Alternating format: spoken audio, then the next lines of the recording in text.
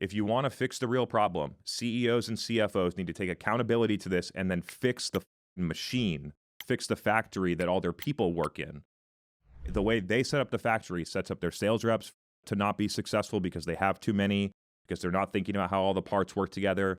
Why is CMO, CRO tenure 18 months? Because all these people suck? Is that why? It's not. There's plenty of talented, capable people that can do the job. The factory that they're set up to work in is the reason that they're not successful. As you look at this at a higher level, as I've started to work a lot more with CEOs and CFOs and not through a departmental level silo, and you look at the whole thing, it becomes a whole lot more clear that it oftentimes not due to the talent or capability of one individual leader, a C-level executive. It's not. It's because the system that those people have to run in sets them up to fail.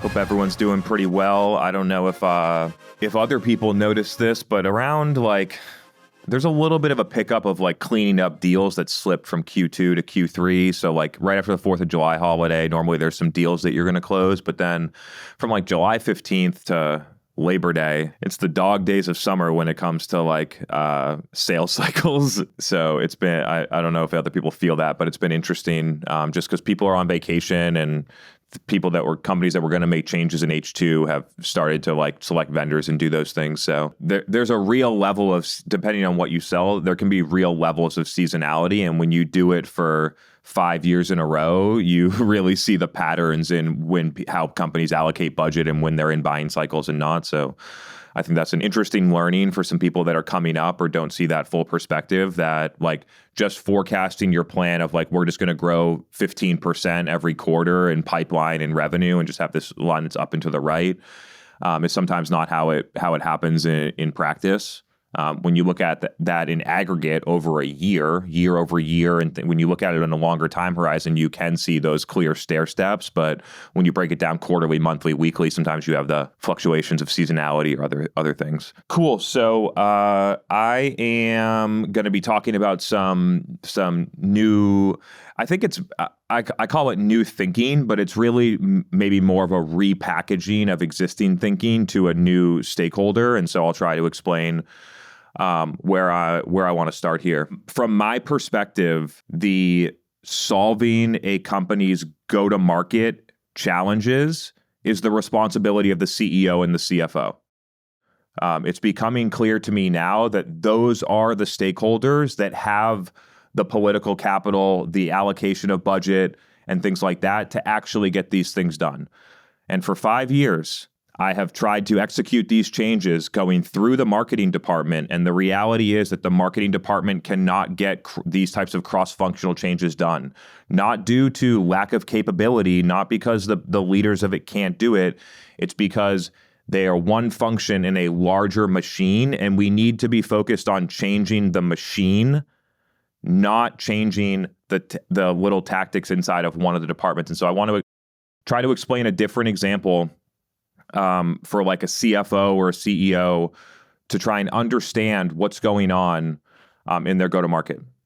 So step one is that we need to look at our go-to-market like it's a factory, okay? A lot of CFOs, in business school, you take classes and you can do business modeling around factory production and things like that. And so what you have in a factory at a high level is you have your supply chain, you have incoming inspection, you have final assembly, and then at the end you get parts.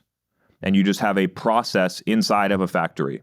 All of those things need to be dialed and working together and understanding the different variances of each thing in order to have a manufacturing facility that delivers parts on time, the right amount of output, at the right cost of goods sold, to be able to sell all that stuff to customers and hit our forecasts. What happens at a high level inside of a B2B go-to-market factory is that you have the people that are responsible for supply chain.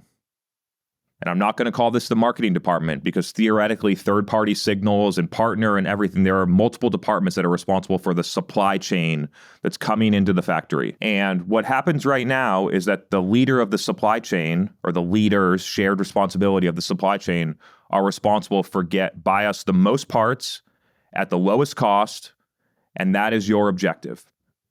And so what happens is the head of supply chain goes out there, finds suppliers in China and Thailand and all these places that are going to give them all the parts that they can at the lowest cost, and then they get all this stuff coming into the factory. Okay, so they have all these parts that they bought, now they're coming into the factory. What happens? They optimize to have the cheapest parts and the highest volume. So what happens? A lot of the stuff that comes in an incoming inspection gets thrown out. It's junk. Like, they can't use it to make the final thing. They can't make the car. The wheel doesn't work. The steering wheel doesn't work. The electronics don't work. So you have people in there, humans, that are going through these and saying, this is junk, this is junk, this is junk.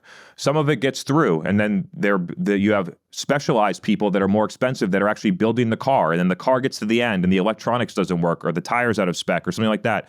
And you take the whole car and you throw it away. And there is all of this compiled waste that gets created through the process of all these things not being in line with. And then, so what happens? What do the people that are looking at the metrics in the manufacturing facility think? We have an assembly problem. The people that are trying to assemble the car are not good enough.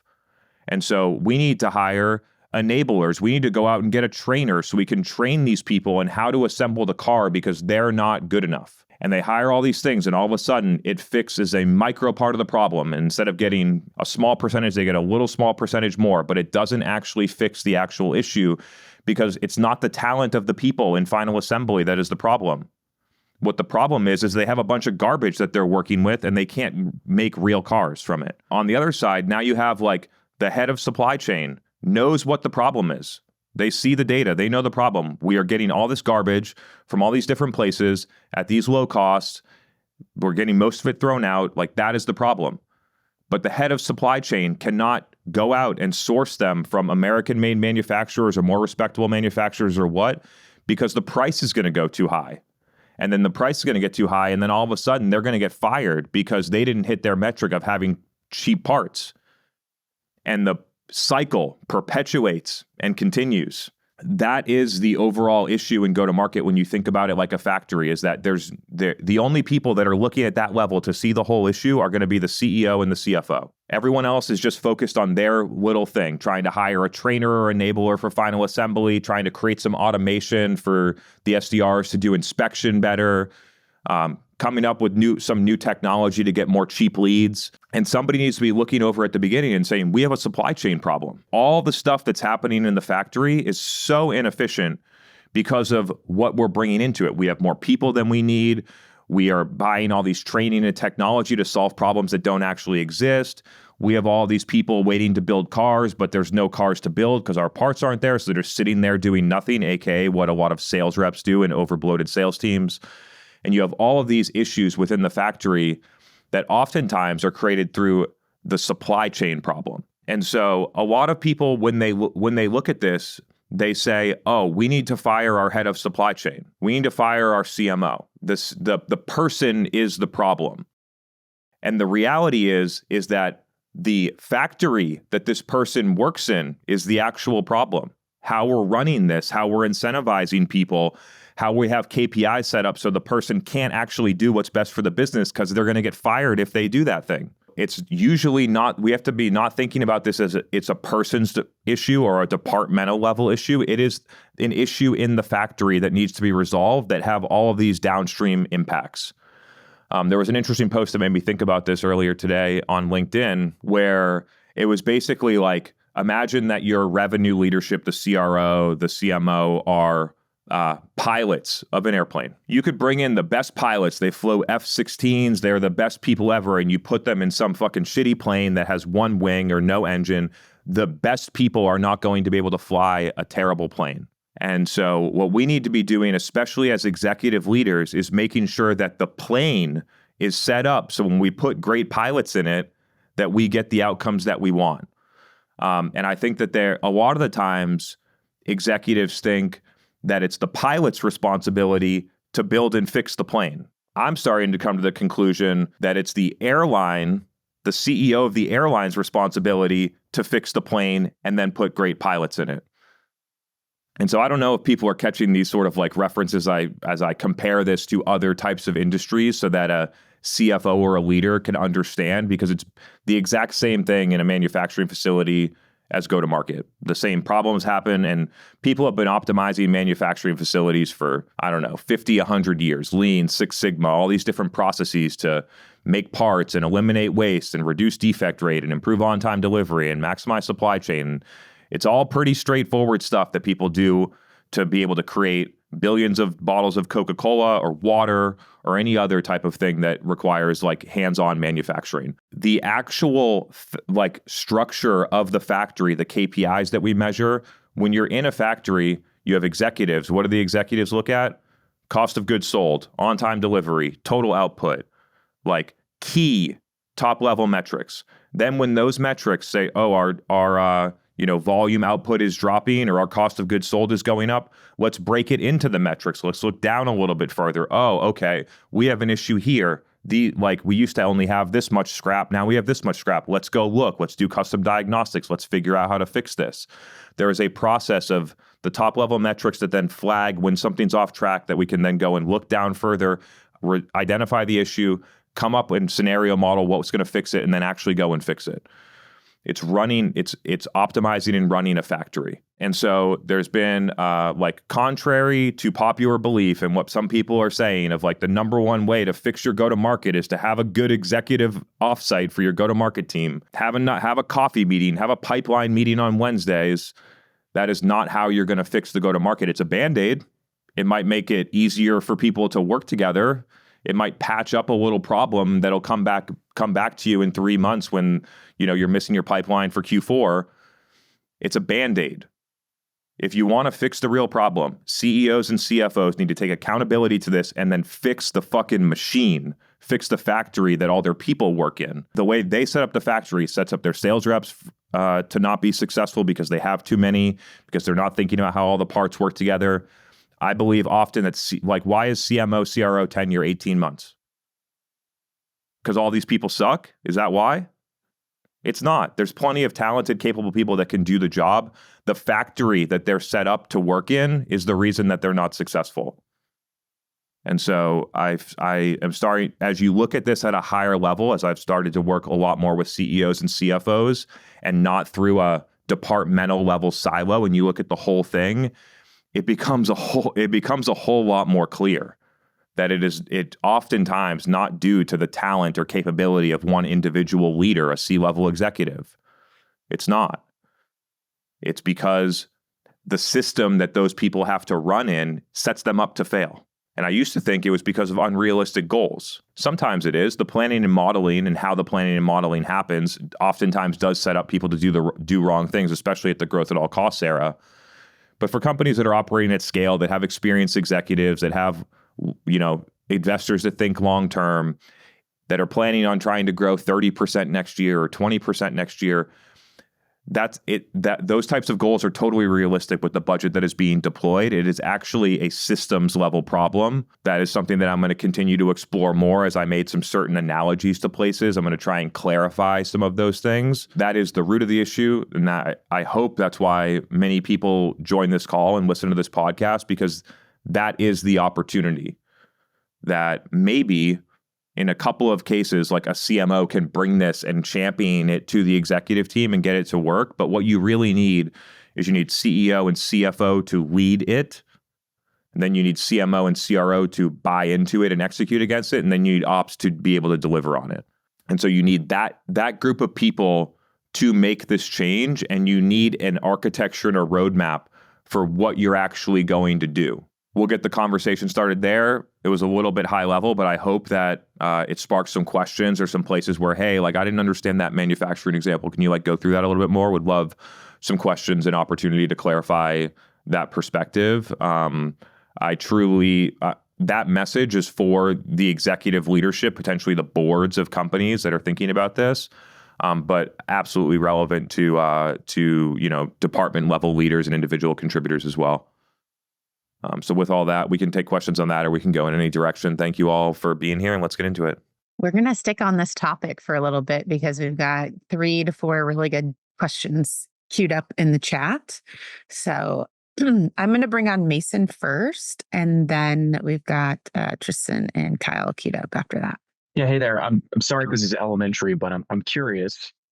Chris, like just starting with maybe like customer acquisition cost as like a basis, what exactly do you look for within like certain statements, whether it's like a P&L or like cash flow? Like what are some of the other things that you look like or you look at in order to generate, some of those key metrics that you guys use as metrics of success or failure? Yeah, so I'll talk through it at a high level. When you start to get into the details, it gets complicated because the way that we look at how companies deploy investments is not based on their departmental level structure of the GL code for marketing and the GL code for sales. And so the way that they look at the budget and then evaluate it is not the same dimension as how we look at it, but I'll give you at a high level. At the top level, all executives can see these numbers. They can see growth rate, year-over-year growth rate. They can see sales and marketing percentages of net new ARR, which is a compound metric. And then you have like Rule of 40, EBITDA margin, free cash flow, like some element up there.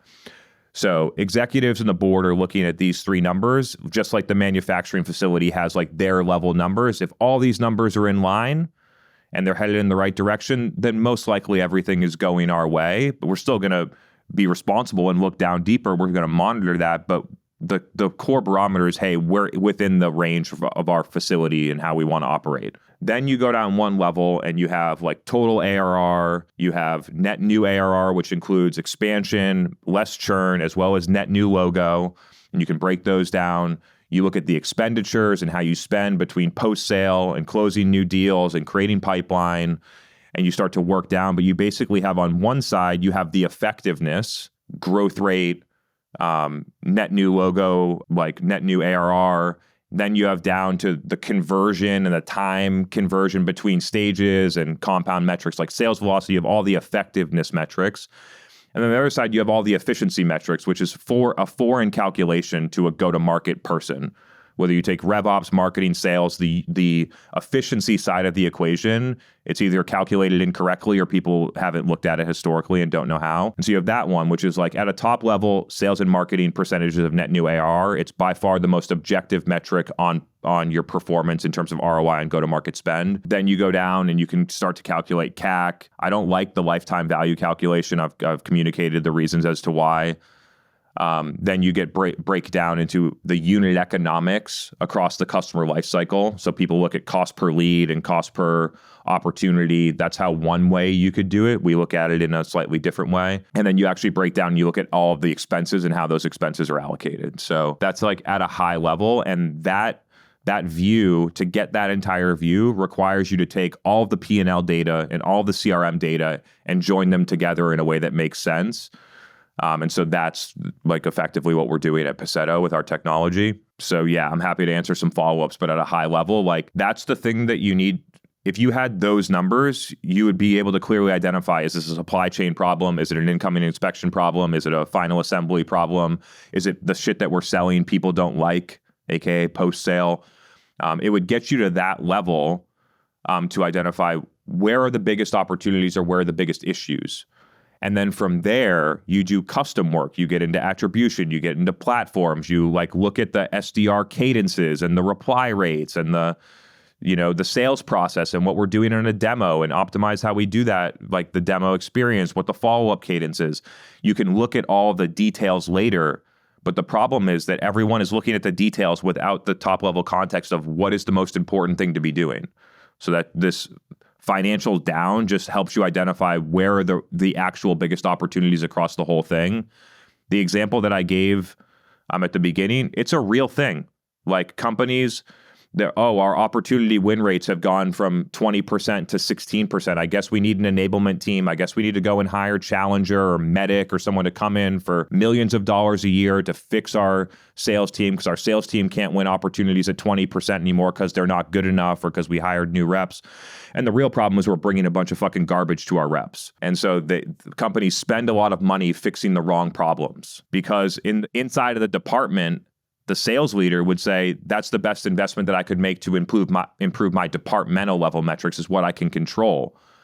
But if you were a CEO or a CFO, you would say, oh, actually, if we took that $1 million that was going to go to sales training and we brought it over here and we fixed our supply chain issue, it would actually, the reps would perform fine and we would get back to 25% conversion without the training. And so the departmental level investments and the optimization inside of an individual department leads to you spending money in places that aren't actually the biggest opportunities across the entire machine. Yeah, thank you. That totally makes sense. And you mentioned customer acquisition costs as being like one of those key ones that, absolutely stands out and is totally just cannot be maintained over the long lifespan of a company. Are there any other ones that you have consistently seen outside of customer acquisition costs that are kind of red flags? I mean, the basis is the effectiveness numbers and the unit economics numbers.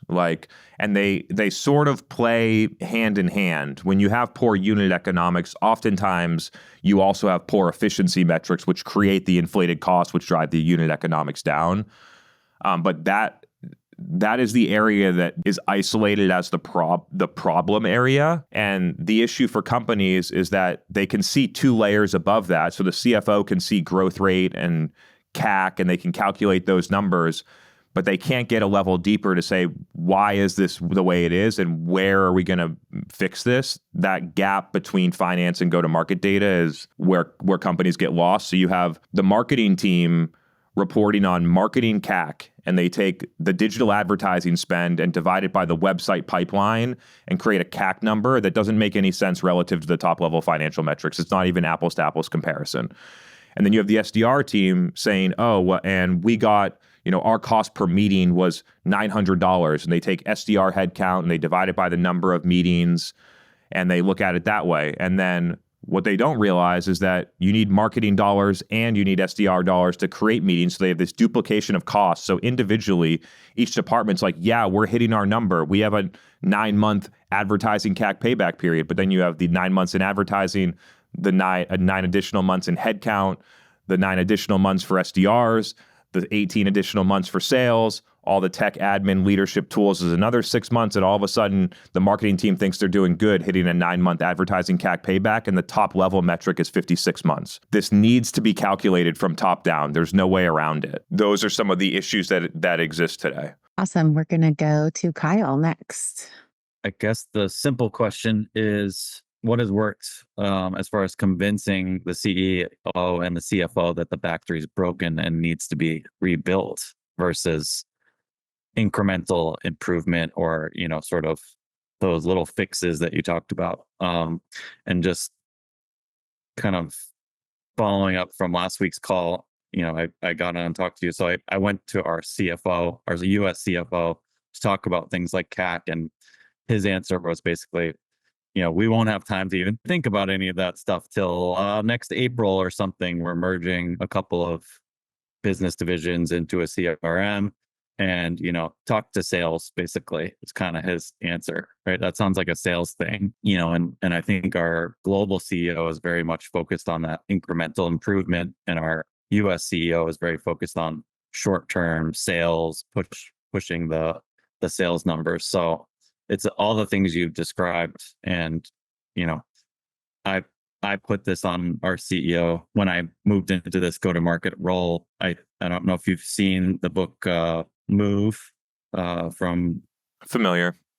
Yeah. So they talk about that, right? Like CEO owns the go-to-market, and he kind of laughed and was like, oh, now I own it. Right. So, full circle back to that question, like what are some of the things that have worked for you to convince them that the factory's completely broken and we need to fix it?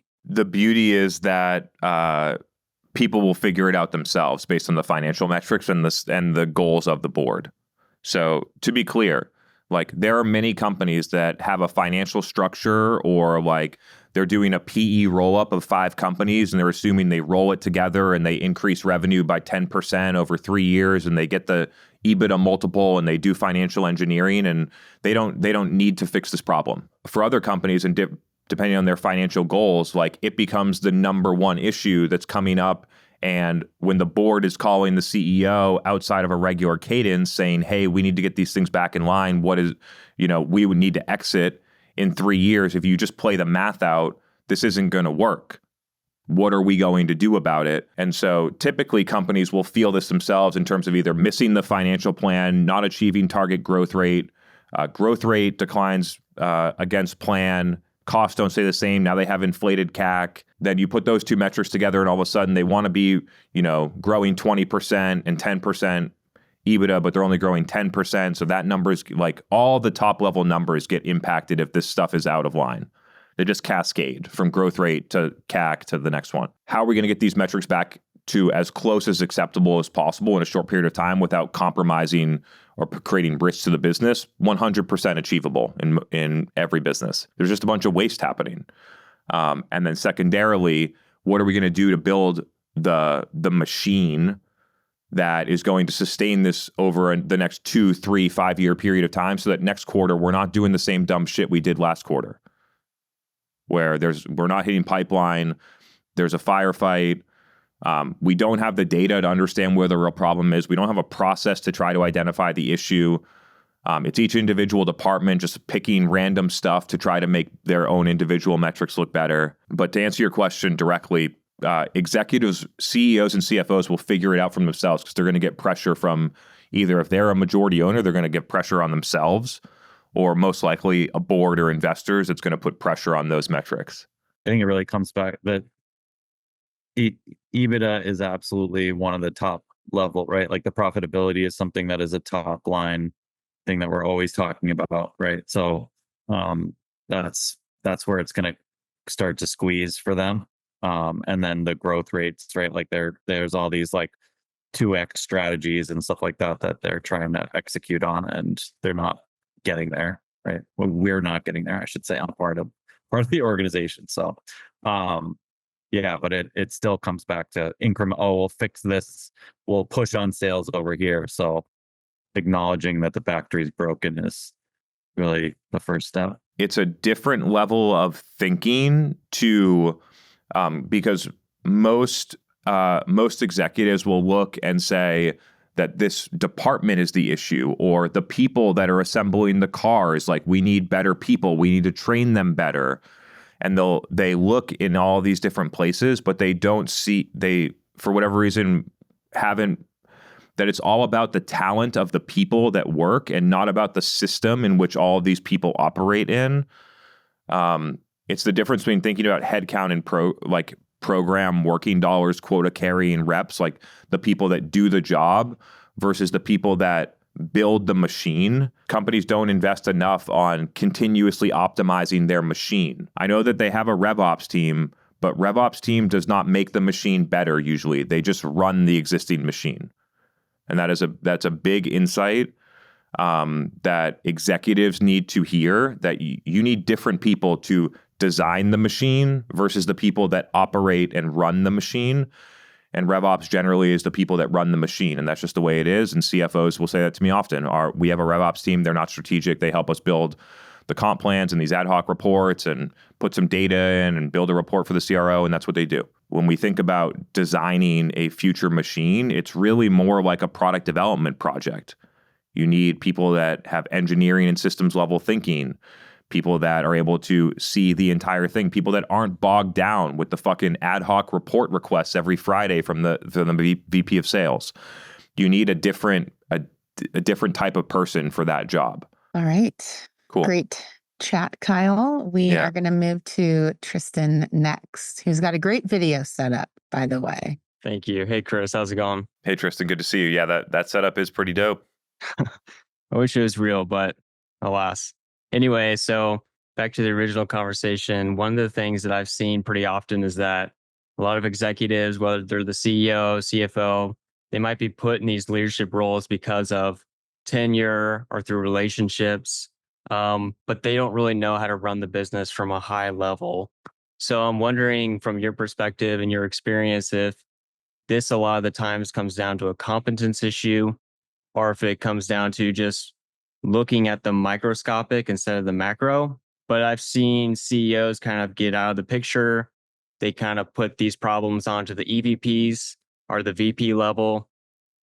So that's something that I was kind of thinking about through this conversation. If not to be like judgmental or criticize people in these roles because I understand it's a very difficult role. But if you're in that founder CEO level or someone who's just been put as a CEO, but you don't really know how to effectively run the business as a whole, is it a competence thing, or is it just focusing on the wrong details? I think it's easy as a middle manager, and I've done this before myself. I've done this before myself as a middle manager to say that CEO doesn't know how to run this company. It's easy to sit in the stands and criticize the people that play the game.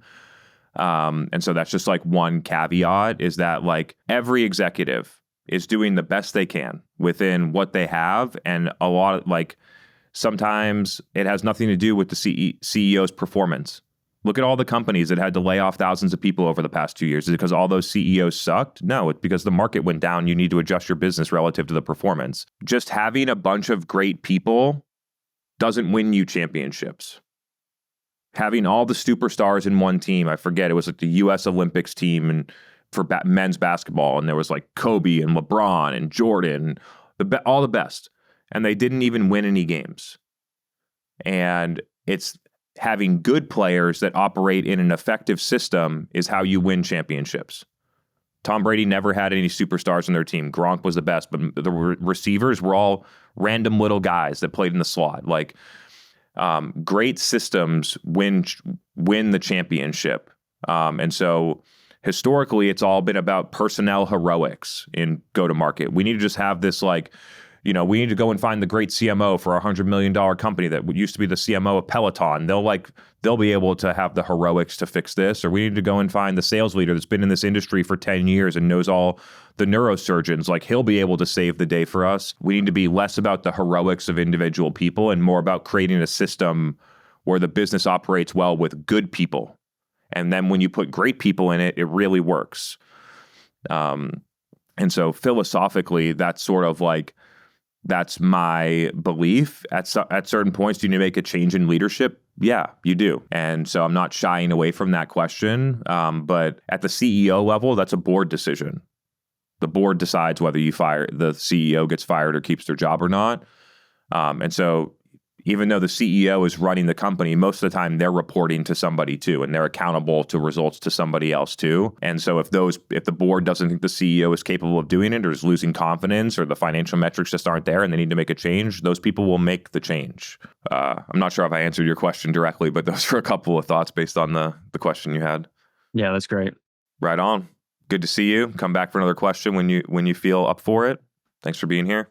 Okay, I got a DM question. This person can't come off mute. So I'll just read it aloud. Okay. So given kind of this framework, you say the CEO owns go-to-market, but what does go-to-market strategy really mean to you? And should there be another like go-to-market strategy type role that facilitates all of this? A lot of times right now I see like chief of staff kind of trying to assist the CEO in the executive team to get strategic initiatives done. So what's your point of view? I believe that go-to-market strategy is an executive level function that connects finance, sales, marketing, the CEO, and operations together into one holistic unit. And that person is responsible for cross-functional alignment, measuring and reporting on core performance KPIs, being able to diagnose issues, prioritize issues based on the impact of the business, set the key strategic imperatives, and then have the teams go execute on them, which will include work from ops and sales doing certain things and marketing having certain things.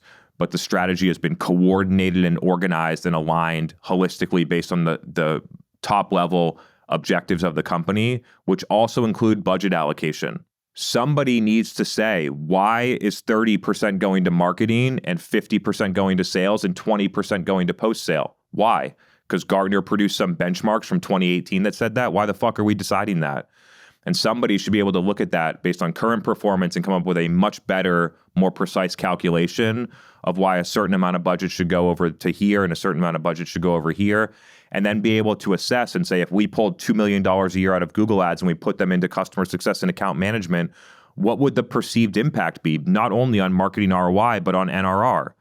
And there's nobody looking to pull money from a big chunk from one department and put it into another to put your foot on the gas while also improving how the system works together overall. I don't think that this is necessarily a department. I don't care who they report to. I don't care whether it's a W-2, a fractional, a consulting firm. It doesn't matter. There's a gap in the business of these core things that need to get solved. And so how you solve them is up to you. I see companies try to do it with an FP&A person that gets dedicated to a certain team or to a chief of staff. Those are the two main ways. The problem with both of those things are those people come from a business school or they used to work at McKinsey. They haven't been on the front lines of B2B go-to-market and understanding the nuances of how that stuff works. So they're super smart people, but they come back with simplistic models that don't account for nuances and different things like that.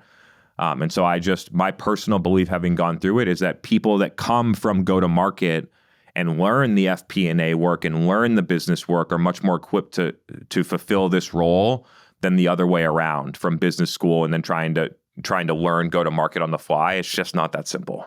It would all be a lot easier if it was just that simple. But I think that's a question that you hit on really well. It's one of the number one things that CROs and CFOs are in our client base asking. How do we know if we should invest more in marketing versus sales or versus CS? And to answer that question, you got to look at the top line business performance and understand the full budget allocation, not just the marketing channel allocation or how many sales headcount you have or what resources are actually working post-sale. You really have to kind of bring it back into the finance department and include them in the process. This is the number one question I feel like people are trying to figure out how to answer, and creating a lot of custom models and custom views and trying to reinvent the wheel to figure it out. And to recognize that the department level buckets is not the best way to evaluate the effectiveness of the investments. It's a huge unlock where if you have a company that spends $10 million in marketing and per year, headcount and programs, and $2 million of that go to their user conference to support their existing customer base, but then the $10 million gets evaluated on new logo pipeline, you have a complete divergence between where the money's spent and how it could impact the business versus how it's being evaluated. Specifically within marketing dollars should go across the entire customer journey and need to be evaluated against the objective of the investments, not just against lead production or pipeline creation. That's another big unlock for the finance department specifically. Also for marketing leaders, when you start calculating the effectiveness of your programs, you should split out. Don't evaluate your user conference or the events that you do for stage 4 tier 1 pipeline. Don't evaluate that against pipeline creation. That's not the goal. And so I think there's some learnings there as well. I think that the marketing, sales, SDRs, CS, account management, and how those budgets get structured facilitate this micro optimization in a department, not looking at it as the whole system. All right. We are going to go to David. Can always count on you. Well, I hope it'll be a good question, one that's interesting. So I was thinking about the factory analogy. It has benefits, I'm sure. I kind of personally rebel against it because something about it just feels wrong. That said, it can feel as if we're working in factories sometimes in modern software companies. We all have our little thing to do, the widgets to create. What I wanted to kind of bring the conversation to is to maybe frame the challenge of that you're seeing with CEOs and CFOs is one that's a scale problem, perhaps. And that what worked at $5 million doesn't work at 50. And that there are inflection points and they probably happen at different sizes for different types of organizations where whatever was working isn't going to be sufficient or adequate or scalable at all. It could be that things that were very successful at a certain size just don't work at a bigger size or need to be supplemented in a different way. So if that kind of scaling is to take CEOs or CFOs, if you will, off the hook, But then if I was one of them, I'd want to have some data level signals that could inform me that I might be approaching an inflection point, that I might now, today, need to plan for where we will be in a year from now, so that we can kind of more smoothly move rather than peak and valley, peak and valley. So I guess the question I'm asking is for all the CFOs and CEOs that might be listening to this, or folks who want to have conversations with them, do you have any thoughts about data signals that they might want to be kind of monitoring, keeping their eye on, that lead towards thinking maybe we've got a scale inflection point going on, or something along that nature? First off, I do believe through and through that this is a scale problem, that a $2 million Series A company doesn't face this issue because they have 3 people in sales and they have 1 person in marketing and they get 17 customers. And it's just like, there's not enough scale to where it really becomes a problem. Now, when you have this inefficiency and it's not just one person doing the job and losing 99.9 out of 100 times, but now you have 1,000 people that do that inefficiency is not only cascades, then you have all of the investment in marketing that's 3 times less effective, and then the SDRs is 3 times less effective, and then the sales is 3 times less effective. And all of a sudden the whole thing just explodes on you. And so this is 100, it can present itself in companies that are as little as like 5-10 million ARR, but a majority of companies, as you create more scale, especially it feels like in this lower middle market to middle market range, like 50 to 500 million is like really where it's incredibly pronounced. And then it feels like when you get to the enterprise, like just brand and channel and other moats, like strategic moats that you have, just sort of carry you through regardless of how inefficient it is. But in the middle, before you have those clear competitive advantages, I think that there is a space where it really the problem becomes really present. I'm trying to reverse engineer the problem because I know what people do that causes the problem. So I'm trying to like go back. So what people do is say, we want to grow faster. Here is what our unit economics are right now. Let's just put a lot more money on it, assume the unit economics stay consistent, and then we'll grow at 40% instead of 22%, and we'll have the same unit economics, which requires us to go out and hire 15 more salespeople and spend $2 million in this marketing program and get 37 more SDRs. And then they make that bet. And then what happens is that the unit economics degrade with the increased cost, and then everything just inflates. And so what we've been doing to center companies on is like as one method to test, is this plan realistic over the next 4-8 quarters, is around the unit economics. And what a lot of companies do is they project significant increases, significant improvements to unit economics with no basis of how they're going to get there. We had one company that in order to hit their Q4 plan, their unit economics, they'd have to increase it by 300% in 90 days. Impossible for a company that's working at that scale. Impossible. But they couldn't so it's one metric, immediately this plan isn't going to work. And so I think that looking at from that perspective around continuing the financial modeling out, but then centering on the unit economics, you should expect unit economics to degrade unless they're already terrible and you have places to strategically improve. But if you take a system that's running in go-to-market and you put a bunch more money into the same system, you will get degrading ROI with increased spend. You will. That is something that people should be aware of. If they're putting a bunch more money and expecting unit economics not to degrade, and then at that point it's to what severity is this going to degrade? And sometimes it becomes really severe, like you add $10, $15 million a year in go-to-market investments and basically get nothing back for it. That happens. And so I think that really like a much more focused check and balance around unit economics and even unit economics within the core processes of creating pipeline, closing new logos, expanding and renewing accounts could be really valuable as a check and balance. Yeah, I mean, I think my question is almost impossible to answer generically, or generically it has a generic value, I suppose.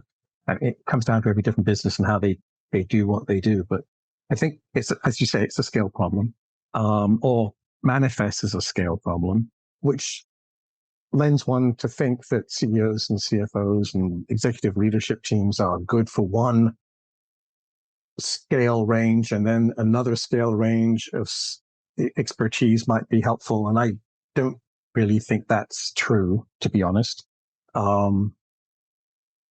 Perhaps, who knows? Anyway, so thank you. I appreciate your answer. Appreciate you. Okay, I think we have time for one more question and we'll wrap it up here. So this was another DM. This person's driving, so they could not come on, which I appreciate. We don't need any accidents out here.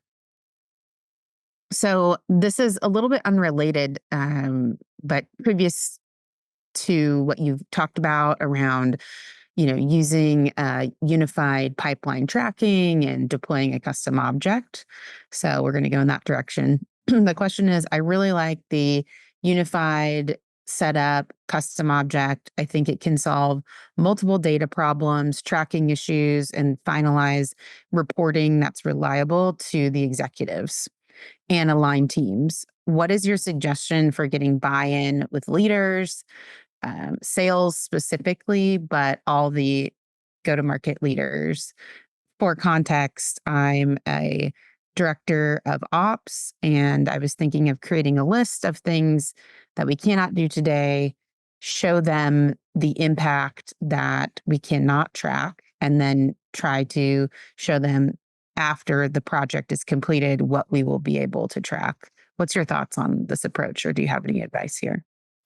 I'm trying to figure out, because there's a bunch of different ways you can go in this for this question. So one of the things that I would do is I would look back from the recent QBRs. Ideally, you were there, and see what are the repeated questions that come up every quarter from the executives.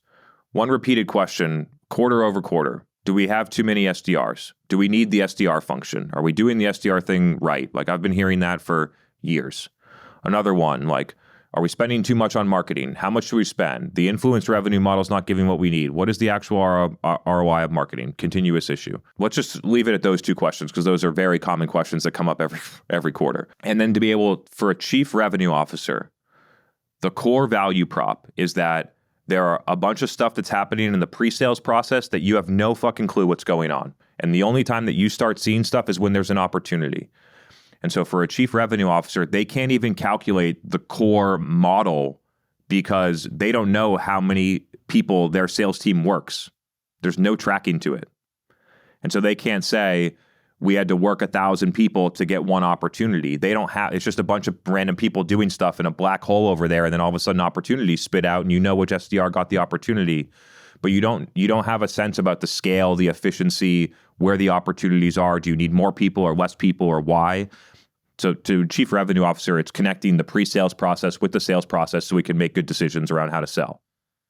Clear value proposition that the lead, contact, data copy into the opportunity just breaks down through and through. So that's like one core thing. I will note that just installing a custom object does not solve this. That actually the problem is that you have core go-to-market processes where you don't collect data in a holistic way. You don't have the data. It's messy. There's nobody that's looking over the top and saying, do we have all these 19 things that we need? You just have one person saying, no, we got 4 UTMs. Here they are. You have another person deciding whether the campaign member gets responded or unresponded or whatever the other stuff are. And there's nobody that's looking over the whole thing. So installing an object doesn't fix this. Fixing all of the core processes so we collect all the data that we need is actually the hardest part of fixing this. And so in order to pitch that part, we need to fix this like lead routing and enrichment process so we know when it was assigned, how long it took them to follow up, how many steps it took in the sequence, did it convert to an opportunity, all this. We need all this data. We have to go in and fix this process. We need to define these items. We need to do these things. That the foundational thing is the hard part. And then hooking the data into an object is very straightforward and simple and easy. And then you get the end result. And through the execution of that process, you should be able to attach that to efficiency improvements throughout the go-to-market. Think lead to opportunity conversion. think opportunity to stage 3 or opportunity to closed 1, that moving those by a couple of percentage points can make a huge difference to the entire engine, and optimizing the process while also collecting the right data is the way to get there. And so I think that people historically have looked at this as a data and analytics project, but it's actually a process optimization project that collects data while we're doing it. And so there should be clear, tangible ROI on the work before we even get the analytics. And I think that's a clear message that everybody needs to hear. Who in the executive team cares about marketing's influence revenue reporting? What does it mean? Oh, if somebody came to our website that's attached to a deal and then that deal closed, we marketing influenced it. Great. We should have 100% influence. Throw this report out. Who cares? Every other person in the executive team does not have confidence in the reports produced by marketing to scrutinize the ROI of those investments. And that is a core issue. And it doesn't feel the tools that get bought and the models that get created from marketing are not getting the job done. So somebody's going to have to come over the top. Right now, it's the CFO creating new models and looking for new solutions to be able to evaluate this. The custom object and the data that's collected and created through having a good, solid go-to-market foundation is one way to get clear ROI against at least 50% of your marketing spend, but sometimes 80%. And so is it the number one solution? Does it get you all the way there? No, but it definitely closes a huge gap that companies have right now with their influence models or W models that basically executives don't trust. Couple different directions there. I tried to break it out for individual stakeholders. Who's going to lead this when this project comes through the CMO? I'll say probably 98% of the time it doesn't go through. It doesn't go through to success. This project needs to come from a COO, a CFO, a CEO, or a chief revenue officer and be attached to a strategic initiative around we need to optimize our factory. We need to measure. The first part of optimizing something is measuring the right things. We need to measure the right things and then be able to optimize those things and be able to have a foundation so that the things that we've been talking about for the past 8 quarters in the board meeting and having these questions, that we know how to answer them with data in the future. How many SDRs should we have is something that every company should be able to answer based on the data that they already have if they collect it in the right way. How much should we spend on marketing between Google Ads and other things is something that should be able to be answered based on data at this point. The problem is that most companies don't collect the data to be able to make those decisions. All right, y'all. Good episode there. I shared some new stuff. I appreciate the engagement and helping us work through that. It's clearly forming, and as I continue to work with companies, like they're like somebody on here actually has this role right now, and there's going to be more companies that need to fill this gap with somehow. So starting your own like freelance consulting firm, going and getting a job at a company that you love for this new opportunity. I think that there's a lot of people that don't get a VP C-level position because they're a great thinker, not a great manager. I would be one of those people. I would hate being the CMO of a 500-person company. I would hate being the chief revenue officer of a 500-person company. But to be in an executive level role that has minimal direct reports, if anything, that your job is to consult all of the other executives and make all of them better and bring a process that brings all of them together. I think that's an incredible opportunity for a lot of people that don't want to come up and be an executive leader by managing a 100-person team. I have been saying this for a while, but I think we should have more individual contributor executives. Not every C-level executive needs to be managing a 100-person team from my perspective. And I think that you lose a lot of talent that could be contributing at the executive level when you make it that way. And so I think there's continuously a big opportunity here. And I'm going to continue to share what we're learning. Hope you all are able to take this. This is the exact same thing about, marketing being a big issue in 2019 and me starting to talk about it. And people literally made their careers off of that insight that I had in 2019. People went from a manager to a CMO in 2 or 3 years. CMOs made their career, and now a CMO of a $100 million, $200 million company, just based on that insight and executing against that insight over 2 or 3 years. This is another one. Careers will be made here. People will make a lot of money here. It is very clear. So appreciate the people that see it early, have the longest time to capitalize on it. So take that for what you will, but there's definitely something there. Appreciate you all being here. Have a great rest of your week. We'll see you next Tuesday. Bye, everyone.